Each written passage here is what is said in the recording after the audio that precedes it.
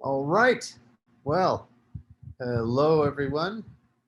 I'm really, I really appreciate those who can show up on a Saturday, especially a Saturday night for many of you. Um, we are waiting for Jackie Silbernagel to join us.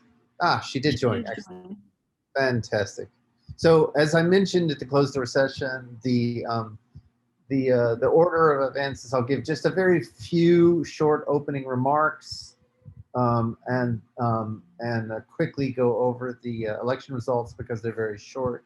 Then I'll turn it over to Jackie to give the financials presentation, and then I think probably the best thing to do is to go straight from there into a demo by Dan Connolly and Jim Whitescarver on liquid democracy. Then we'll talk about the roadmap and in particular the focus for next year.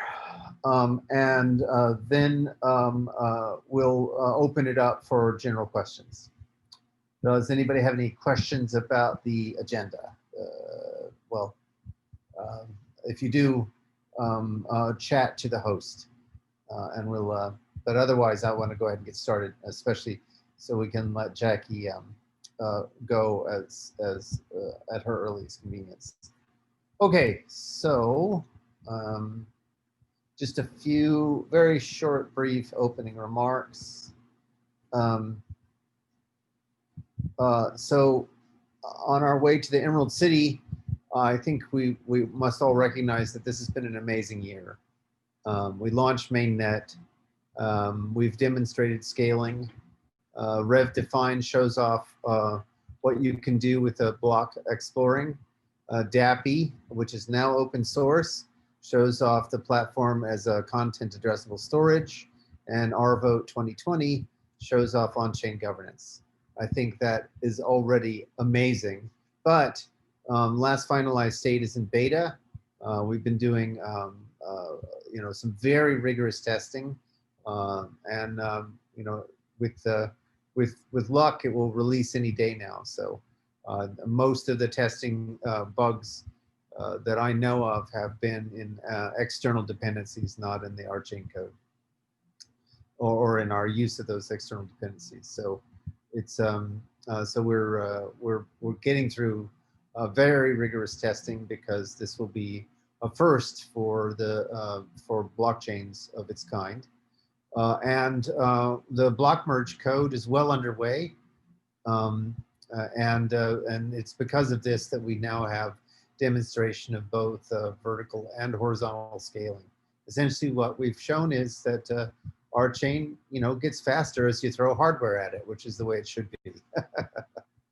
I really, hats off to everyone, but especially the dev team. They have really stepped up their game over the last year. And I also want to say that the staff and everyone involved in the development of the SPV, they've done a really outstanding job. And I'm looking forward to talking about that as a part of the roadmap. In terms of, our journey to the Emerald City and back, we are well on our way. And so with that, I'd like to turn it over to Jackie to give a presentation of the financials. Is this showing up? Yes, it is. Good. So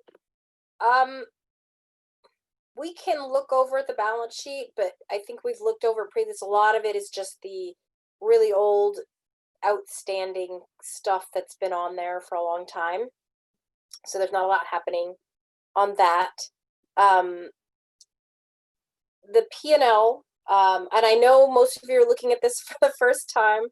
I did just send some copies to Lilia, or they should say the updated version of these.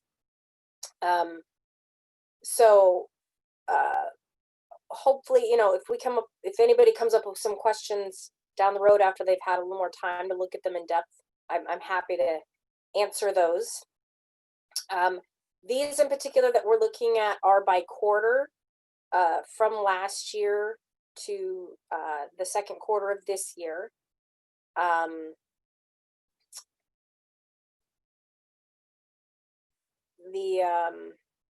The main things, I think, there's a lot more variance in when things are getting paid right now, and so I think there's a little more variance this year than there has been last year in the timing of things, and some more switch from, I'd say, from some payroll has come down quite a bit. Contractors has come down a bit from last year, especially earlier last year. But there have been some changes in other expenses. We've added some board compensation in the last year here. Some bonuses went out for the MainNet launch. I believe that the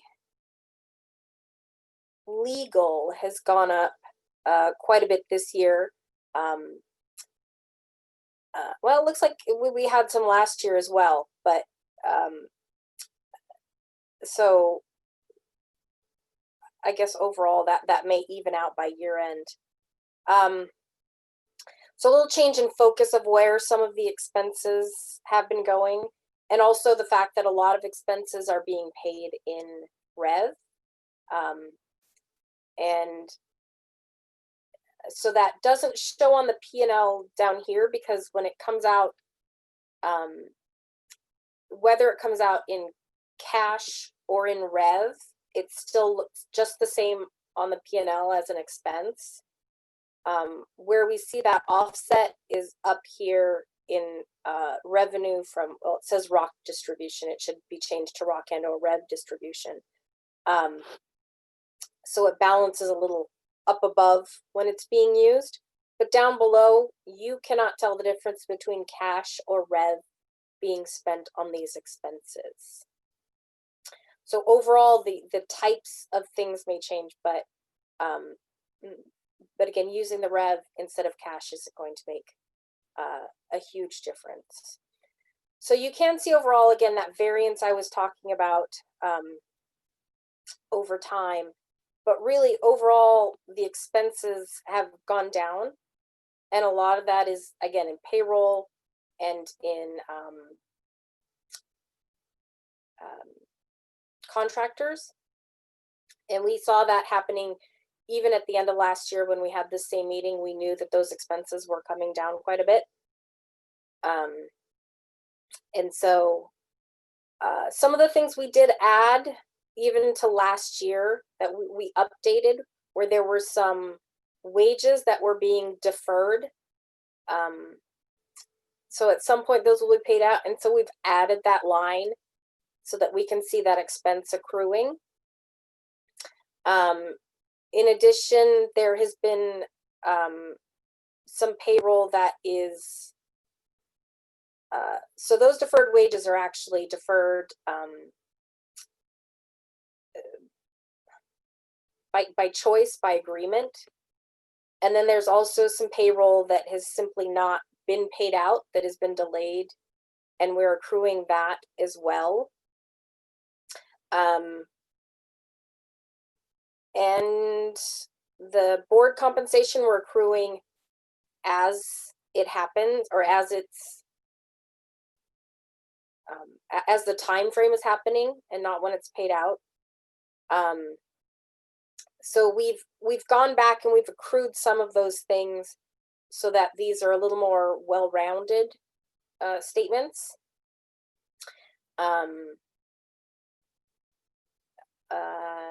And so I think that's the majority of the importance. So again, overall expenses are down. There's been a little bit of shift in what's being spent on. And just that although we're using a lot more rev to pay than cash, that does not affect how the expenses look on the P&L is important to note. So Are there any specific questions about, I don't know, about how these look or where something might be that anybody has?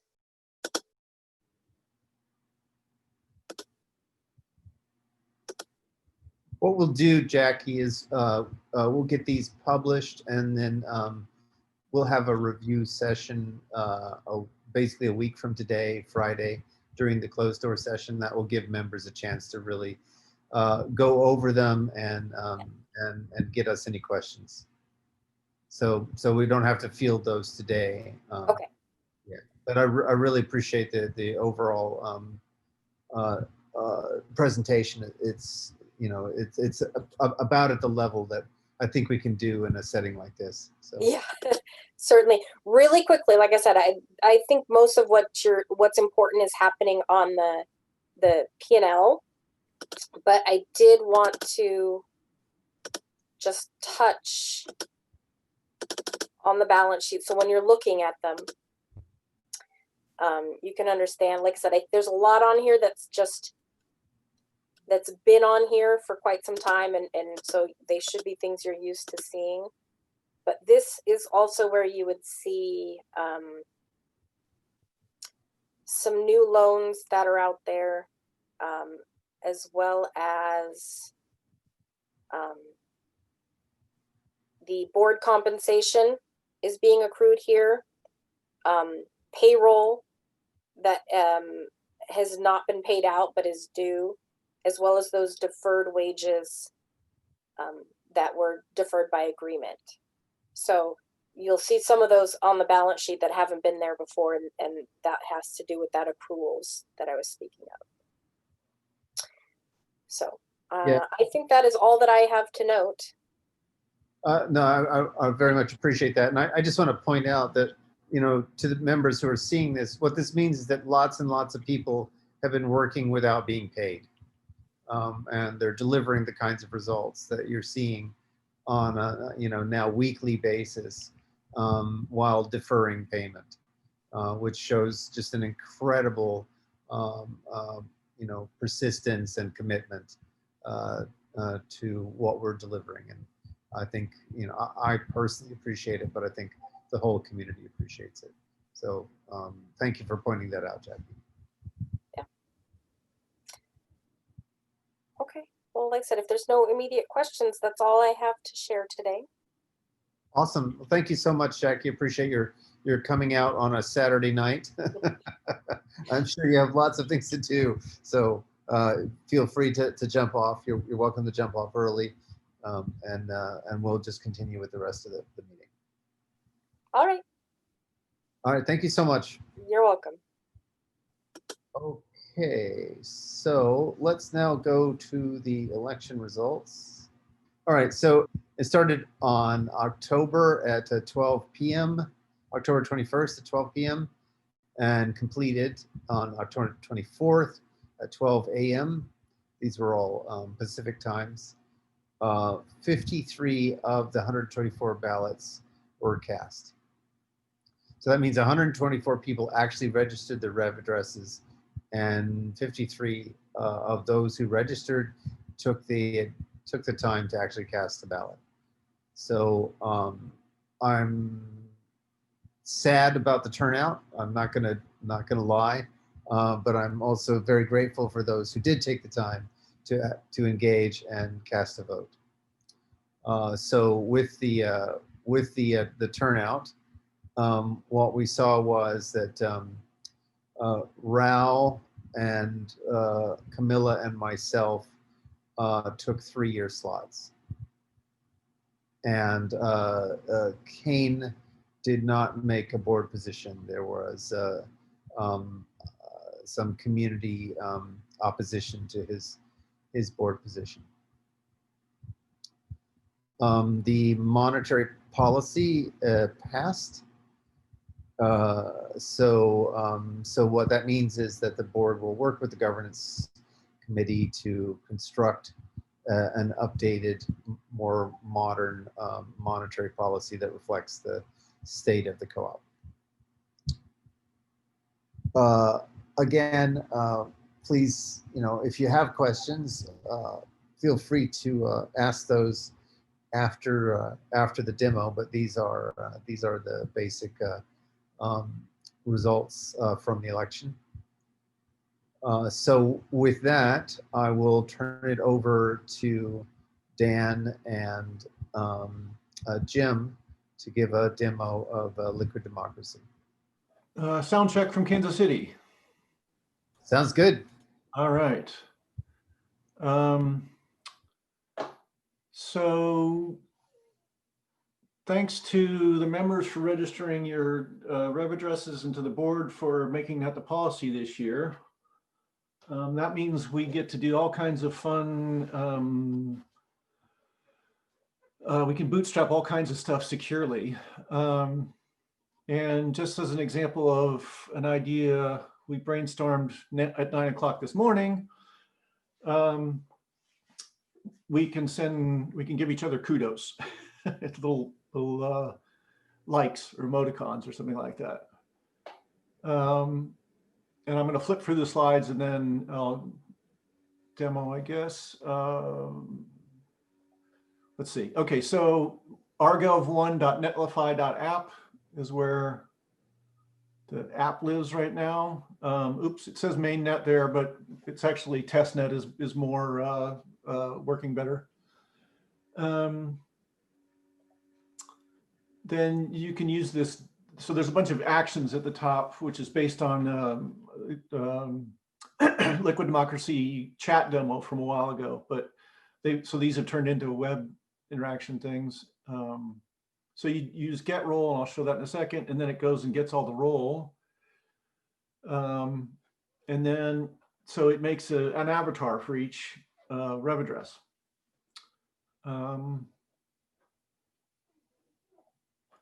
And then you hit the like button, and that fills in the bits of an endorsement, a kudos contract.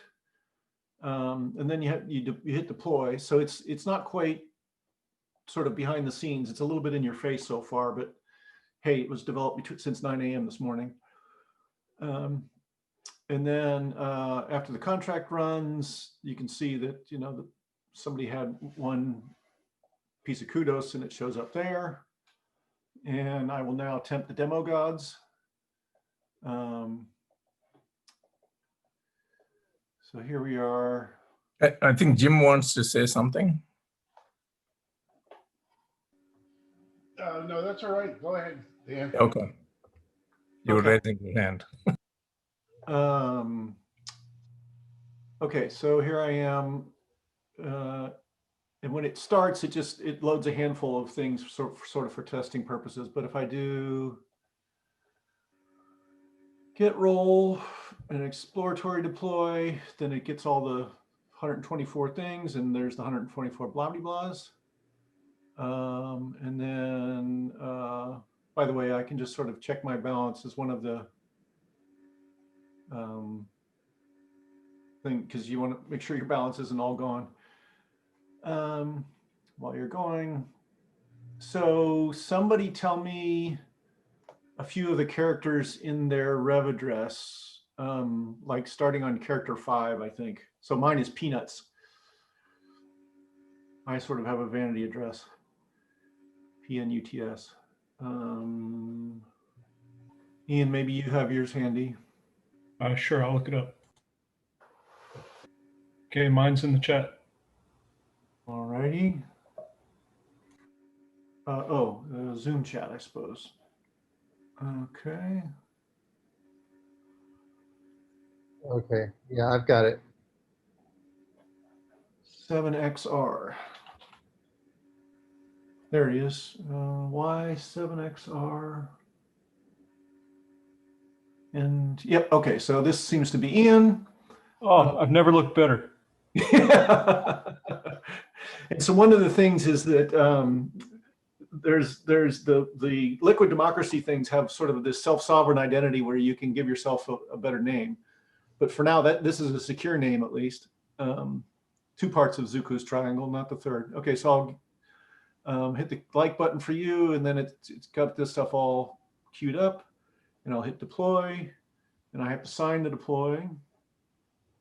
And then this is going to run the deploy.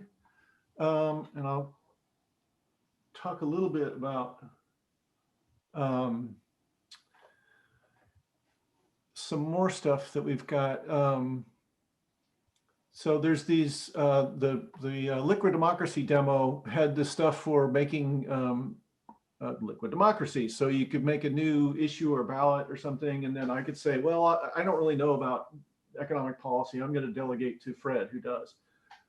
And then there's a system of handing out capabilities to vote, and then each person has an inbox.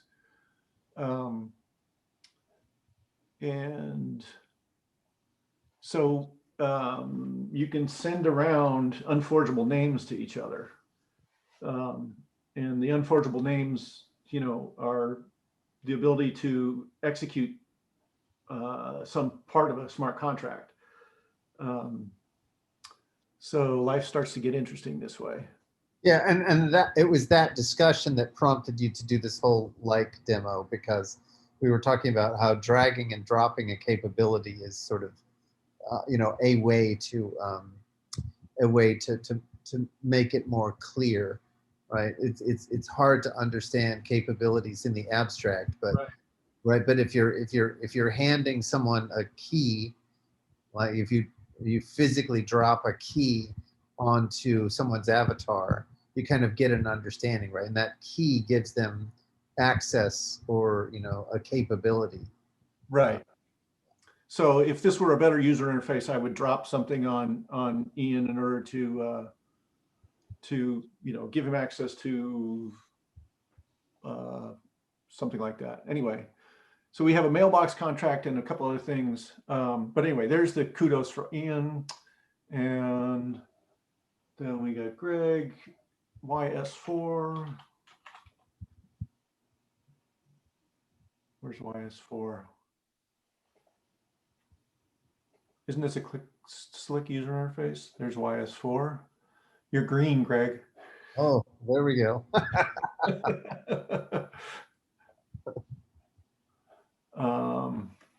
Getting greener all the time. Right. But I got to tell you, it's not easy being green. But I'm pumped. Why don't you show what's in the drop down of capabilities right now? Right. Okay, so there's a hello world. There's peak inbox, which is one of the more interesting ones. I'm going to let that thing go. I'm not going to look for the output, but the peak inbox is where I look for all my capabilities. And I have to, you can't do that with an exploratory deploy. You have to sign access to your deployer ID.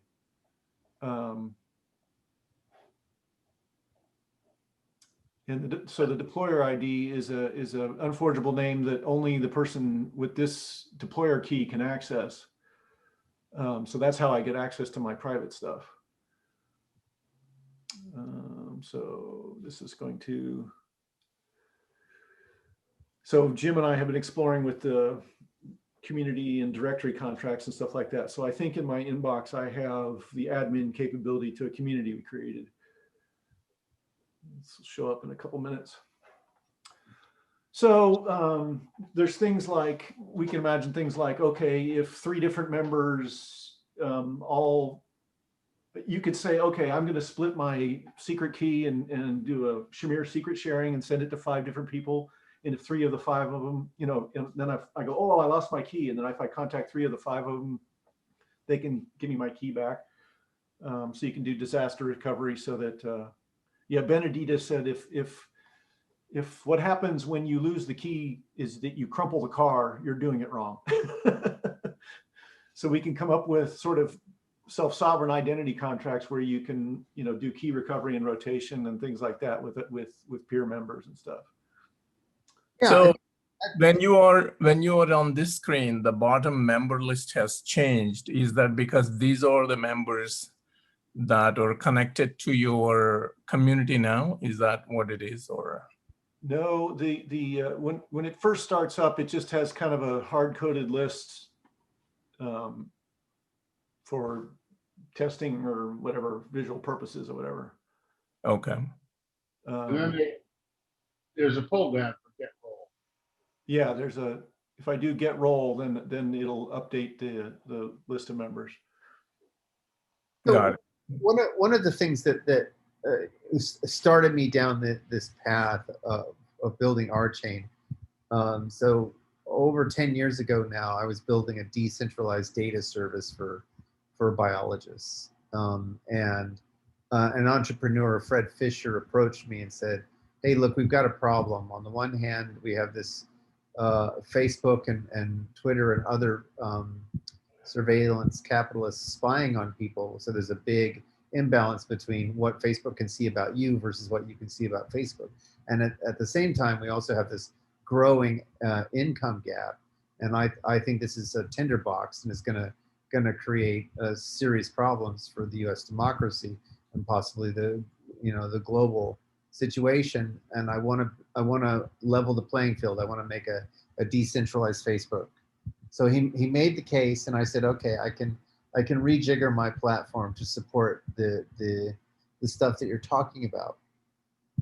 And what we did was we worked out a notion of identity which was scalable in the sense that you revealed just as much of your identity as was necessary for the conversations you were having, right. And then scale that back or scale it up, depending upon how the conversation grew.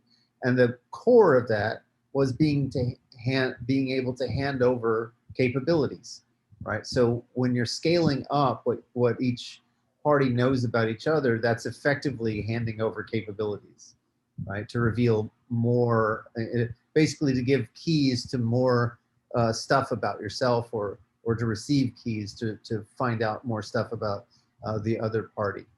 And so you've got the building blocks for what we were calling a quality of identity, as opposed to a specific like identifier. Right.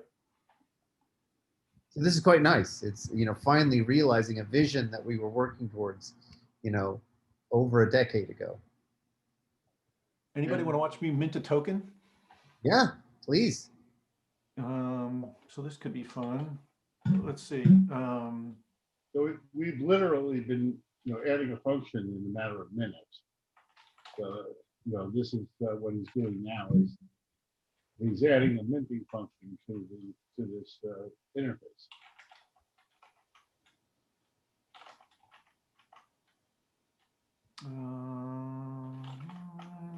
No.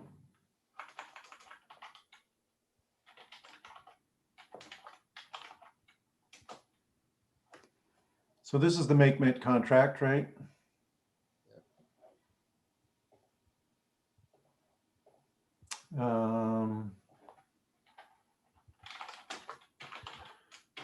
Lookup is row registry lookup. And exploratory deploys return stuff to the first unforgeable name. So we can, and we'll have a little spare channel. And we'll do lookup of that.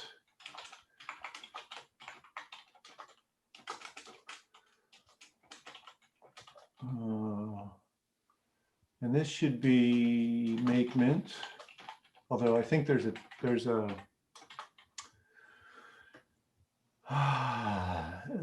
thing here from the registry channel. We'll just do this so far, and we'll do return look at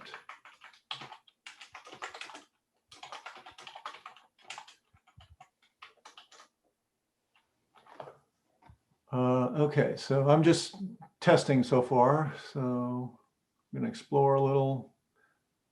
Okay.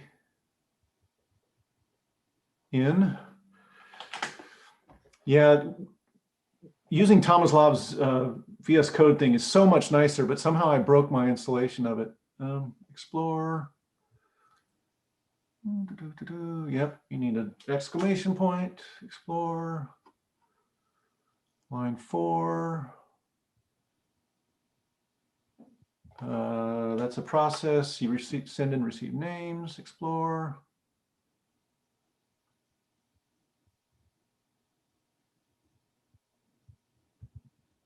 Okay, so now we have, oh, this is the nonce for the, okay. You were right, Thomas Law. Okay, so now we got our hands on the MakeMint contract, right? So we can do MakeMint. And what is it? What args does it like? Nothing.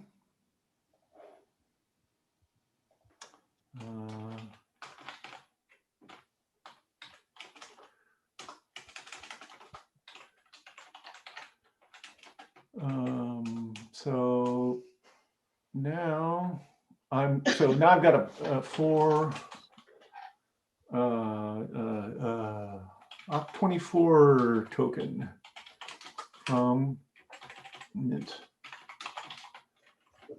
On XX, though, you need to do it 2 bytes. No, I didn't need to. That's just the nonce. But I don't need the nonce. Okay. Okay, so I called make mint, and I'm going to get back a mint, and then I want to keep it someplace that only I can get to. So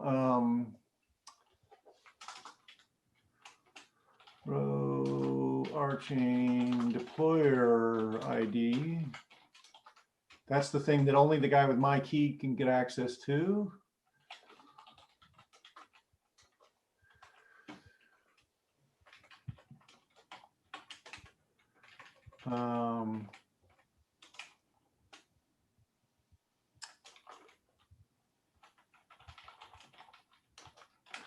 And then if I can combine my deployer ID with other names so that I can have lots of different parts on my locker, if you like. And then I'm just going to call this mint24 for today's date. And Make it 10/24/20.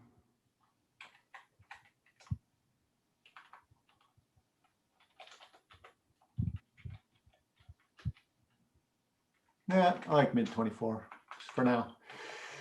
And then I'm going to hang my mint there.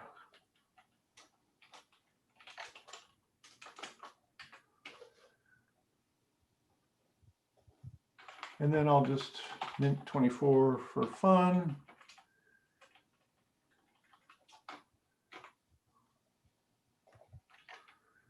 I'll just also return it. And then I'm going to explore this for a sec. See, check for syntax errors.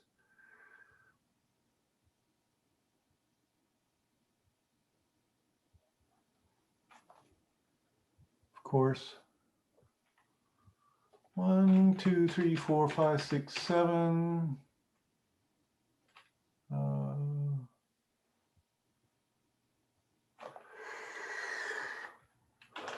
Parallel.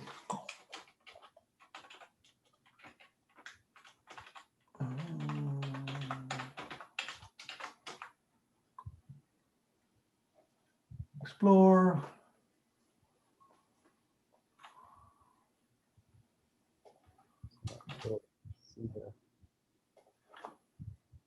It's too small for me to see the error. Okay. Deployer ID, I've used it as in process context, switch the polarity, explore, used in a process context, explore.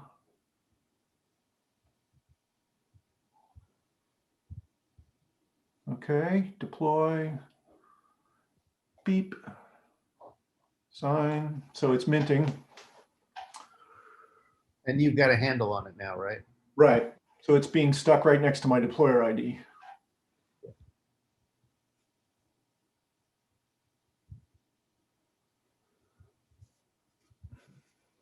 And you just copy and paste this into the code. And, So does that give you enough to specify the quantity and the resolution of the token? Well, I have the mint now. I can mint as many tokens as I want. I know, that's what I'm saying.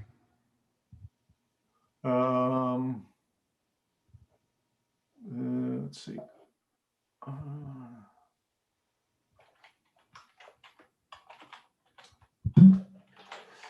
There it is, make purse.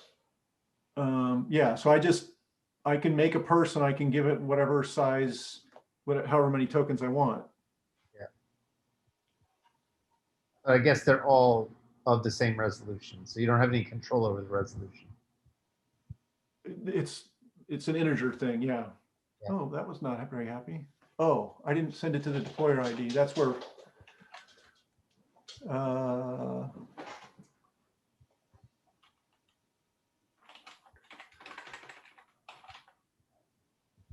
So I think it stuck it on my deployer ID, but I didn't print it nicely, so I'm going to do it again.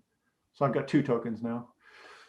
So if you wanted to have a fixed number, you would use the mint contract and not return it to anyone, so that it would not exist anymore. Right. I can mint a bazillion tokens and then throw away the mint. Right.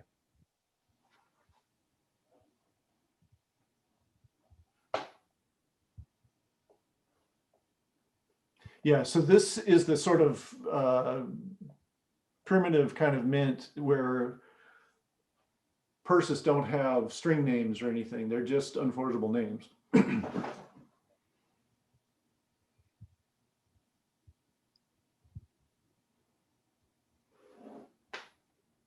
So it's a little bit more like cash. It's not like there's an easy way to index all the transactions and stuff like that.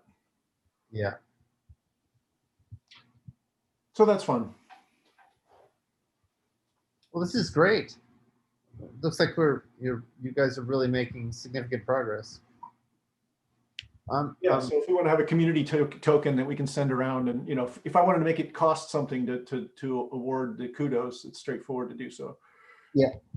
Well, this is a perfect segue because I mean, one of the things that we want to talk about now is that with the SPV, what we're suggesting is that there's a token minted for the SPV, and that essentially the co-op and the SPV split that token, and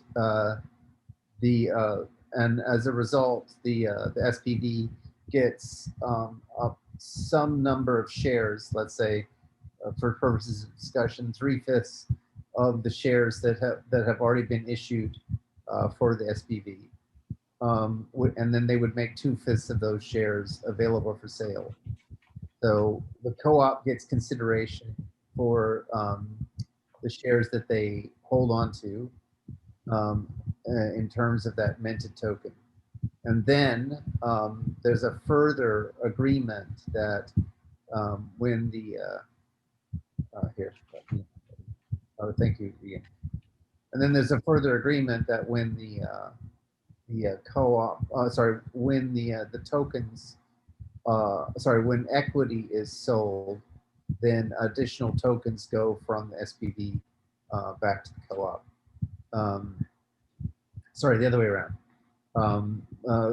Tokens go from the co-op back to the SPV. So, and this is because essentially what we're looking at is in selling equity, 50% of the equity sales goes to the co-op to continue to develop the platform on which the SPV is running. I think many people here have heard us speak about sort of the role and the function of the SPV. The co-op cannot sit on its hands waiting for Dapps to magically arise. So what we want to do is to tilt the playing field so that it's as easy as possible for Dapps to be developed. I think what we're seeing now with revdefine and Dappy and RVote 2020, and then with the work that Dan was just showing around liquid democracy, that it's very, very easy to develop dApps on this platform. I think the way the way people should think about it now is that it's equivalent to the jump in functionality and when the World Wide Web was first developed, right? Within just a very short period of time, everybody could build their own website. Now what we're showing is that everybody can build some very, very highly functional dApps. So Jim, you're showing something? Yeah, I just trying to show how easy it is. Like, this is all the functions of that liquid democracy interface so far. And for example, here's the get role command, which has fields, which is the URI of the membership, and it has a template, which is the actual role-adding code, which just retrieves it and does a to-list and displays it. So, you know, adding a function is just a matter of specifying the fields of the input fields that you want, and then the code that does it. And you can embed the fields in the code very simply. I was just showing that to point out that it is exceedingly easy to add capabilities here. Of course, doing a nice user interface is the other side of it, but that's something that lots of people know how to do. Yeah, exactly. And in fact, that's what their value add is, right? You know, Yeah. Our value add is the backend platform. Their value is to make the use of that platform easier and easier, right? And I think that's what we're starting to see happen as time goes on. So very, very exciting. But the main point is that if you look again, if we continue with this analogy, right? So the analogy is think about this moment in time as very similar to the development of the World Wide Web. So at the beginning of the World Wide Web, that's when people became aware of the commercial potential of the internet, right? And so we're now at that same place where people can become aware of the commercial potential of blockchain, because now there's a blockchain that's scalable enough to build significant and real dApps on it. And it's only going to get more scalable, right? That's the whole point of having this near linear scaling.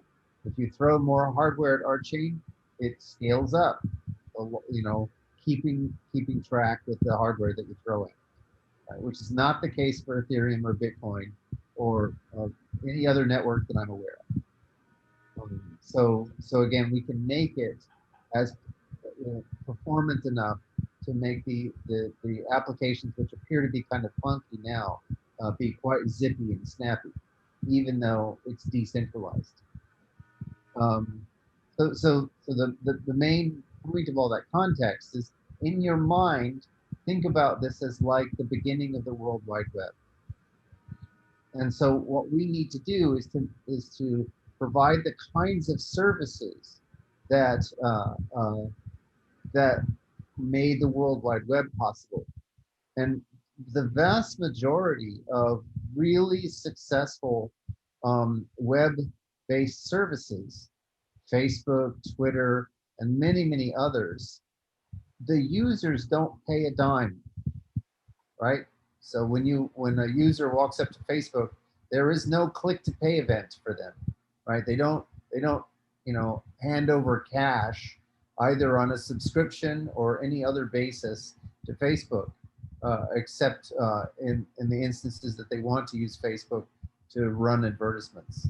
But in general, to post content, to curate content, to share with their friends, those kinds of basic activities, all of those activities are sponsored.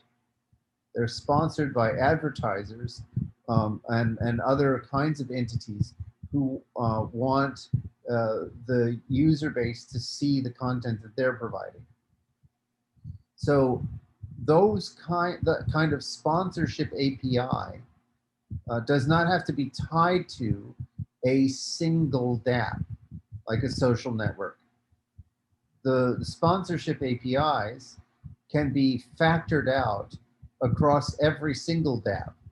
So any Dapp that is created on top of Rchain would be able to be sponsored. And so the goal of the SPV is to first, provide the kind of care and feeding that a Dapp needs, right? Because just because you've developed a really wonderful, beautiful Dapp doesn't mean it's being maintained, doesn't mean that, if something goes wrong somewhere, that there's someone there to answer the phone and make sure that things are put right. Right, so that's the first level. The next level is these sponsorship kinds of APIs, and then there are APIs for doing predictive analytics, which will be significantly more powerful because we have all of the transactional data on the blockchain. We have transactional data for the data events on the blockchain. So this gives unprecedented level of capability in terms of predictive analytics. At the same time, we have all the object capabilities together with sharding, which means that users do not have to disclose information that they don't want to disclose. Communities do not have to disclose information that they don't want to disclose. And more importantly, most importantly, users and communities of users can participate in the economic engine that has been this the advertisement model and sponsorship of applications, right? The biggest problem is that while Facebook is raking in billions of dollars in profit per quarter, the people who generate the content on Facebook, the people who curate the content on Facebook, if you compare them to the New York Times, right?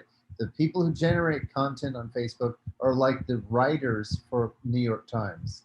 And the people who curate content are like the editors for the New York Times, right? It's the same model. You have people providing content, you have people curating content, and you have advertisers who are selling to the people who consume that content, right? But unfortunately, the people who create the content are not participating in the economic engine in the same way that the writers and editors of the New York Times participate. And that's wrong, right? That's just, it's simply not okay. And it's why so many of the creative classes have been hit so hard and are being hit even harder during the middle of this pandemic. If you want to see how bad it is for many of the creative classes, you need to look no further than music and entertainment and see how much and how many venues have closed. Long-standing venues on Broadway, long-standing venues in London, iconic venues are closed, and not just, the musicians and actors and performers, but all of the tech people, all of those people have been hit by this pandemic, right? And yet we have this gigantic economic engine, an economic engine that's bigger than oil, which is being hoarded by these kinds of platforms, which are not allowing the creatives and the people who are curating content to participate in that. And so our platform is aimed to allow them to participate. So for example, if Alice is using a particular Dapp and she accepts a certain amount of sponsored content into the feed that's associated with the Dapp, then at a certain point, having viewed or engaged with so much sponsored content, her debt for the use of the Dapp has been paid off. And now she has a choice. She can either turn off the sponsored content and continue to use the Dapp without the interruption of the sponsored content, or she can continue to receive sponsored content and now get paid for her engagement with that content. One way to think about this, because like I think people always want to associate sponsors with entities like Starbucks or Krispy Kreme donuts or some of the other major vendors. But in point of fact, sponsors can be regular people, right? And this is sort of one of the things that Facebook pointed out. You can sponsor, you can advertise and boost your own posts on Facebook. So anyone can be a sponsor. And if you think about it, right, this can turn into something as simple as, rather than blocking users, you make it be an economic proposition for them to put their content into your feed, right? And that has some interesting consequences, right? I mean, right now, one of the reasons that we have such division is that we have this kind of cancel culture, where someone makes an opinion that someone else finds offensive, and rather than pursue any sort of discourse around that, people just block each other, and so people end up in these echo chambers. These echo chambers of opinion, but instead of blocking someone, you could simply say, all right, well, I've found your comments to be rather challenging, and so if I'm going to engage your comments, I want to get paid for it. So you have to pay to put your content into my stream, right? So this is a rather colorful way to think about the changes that this kind of API might affect. So this is one of the things that's very much on the roadmap, is the development of this SPV, so that it becomes very easy to deploy dApps and then build up a user base, because the costs of the dApp are defrayed by sponsorship.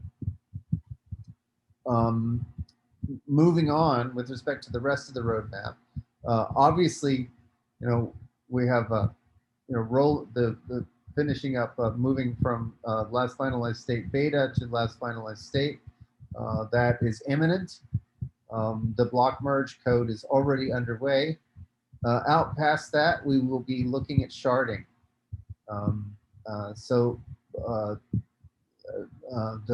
The biggest observation is that we have most of the implementation of sharding already in place. What remains is the backing contracts that wire up the shards into a tree. And then there are two advanced or exploratory features. One, of course, is to mount other networks such as Ethereum as shards. So that's further out. And the other is the tree reconfiguration. So you want the tree of shards to be such that if you notice that there are lots of transactions between two shards that are involving resources in two shards that are distant with respect to the tree, you want to reconfigure the tree so that they are closer together.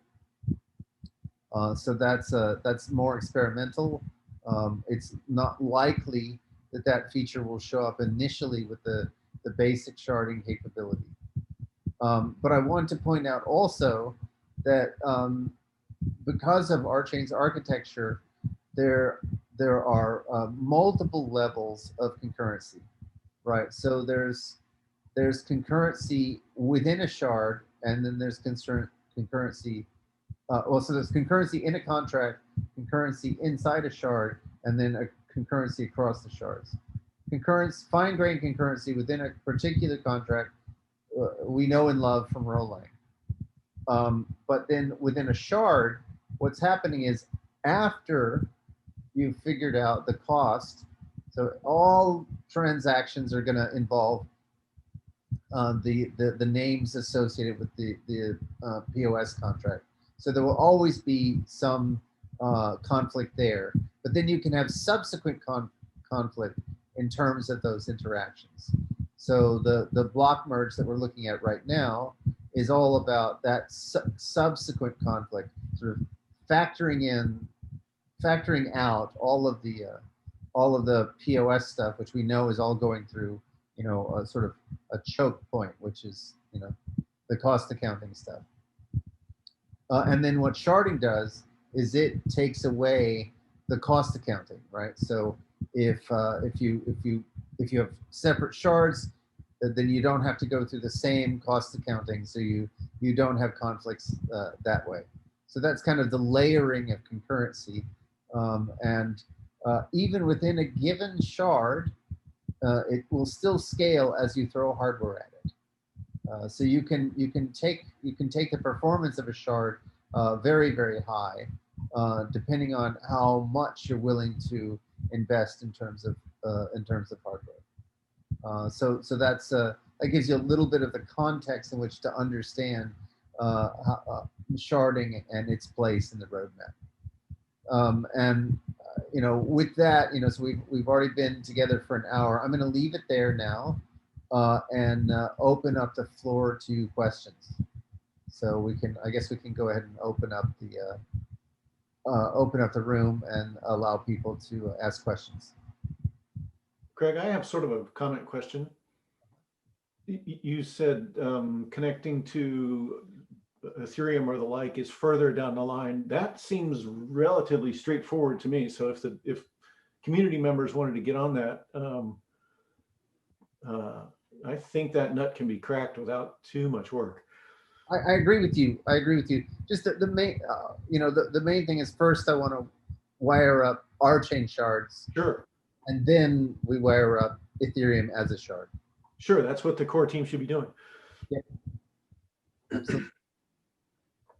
But you're absolutely right, and you know, it's your platform, it's your network, it's open source. Have at it.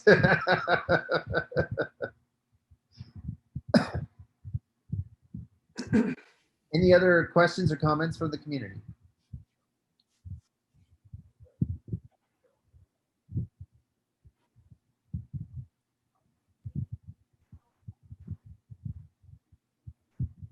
All right. Well, I know it's late for a lot of people, so I won't keep people much longer. I do want to congratulate Rao and Camilla for your board positions, and I do hope that Kane will remain engaged. We had the board and the governance, the nominating committee supported his nomination. So you're a valued member, and we do hope you will remain engaged. Any other final comments, questions from the community? Just want to say congratulations to everybody on their hard work. Absolutely. Absolutely.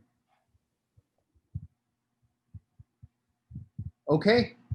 Well, yeah, I just wanted to put a plug in for the hackathon.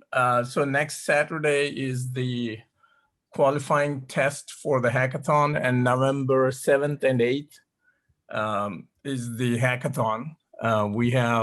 We would like more registrations. We have 150 or so registrations at this point. So please spread the word, come with your problem statements, and even if you're not a developer, engage with the hackathon to get your problem solved or get your Dapp built. So you have that opportunity to do that. Absolutely. Yeah, I'm very excited about this. I think it's going to be a lot of fun. Okay, thank you all, and looking forward to seeing you next week. Please stay safe.